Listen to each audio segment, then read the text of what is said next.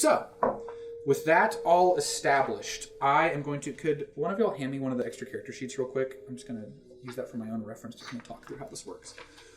Okay. So, you all have before you a character sheet. I think if you're watching this, I'm going to put an example character sheet on screen just so you can see what we're talking about here. But this is your main reference point as we're playing Candela Obscura. This is what you're going to reference back to when it's time to make a roll. This is what you're going to look at. We're going to break down the different areas in this character sheet. And as we talk through this, hopefully it'll start to make sense. Really, again, the majority of this game is narrative. The mechanical aspects have been very simplified to a dice pool of 6-sided dice.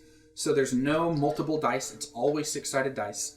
And you're basically, similar to D&D, will be moving the narrative along until there's some sort of decision point where you need to decide how will a roll kind of affect the outcome of this moment.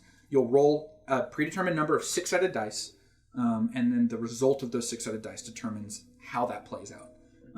And so we'll always come back to that. And your sheet is going to indicate how many of those dice you get to use and all of that. So, at the very top, you'll see name. Does anyone have a clearly established name for their character now? I see Michael's hand first. Michael, who is your character?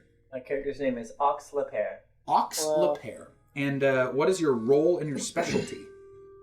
My role is muscle, and I am an explorer. Nice.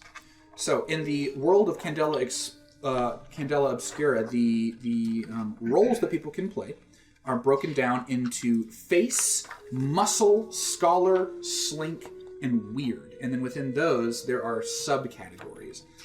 So Michael is going to be an explorer. So an explorer is an offshoot of the muscle category.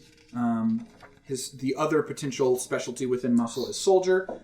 Face has journalist and magician. Slink has criminal and detective. And then weird has medium and occultist. Scholar has doctor and professor. Michael, where that says name, you guessed it, you're going to put your name. That makes a lot of sense. And then for everyone else, if you have an established name, you can go ahead and put that down. If you don't, continue to wait until, something comes to mind about what you'd like to do. So that's name.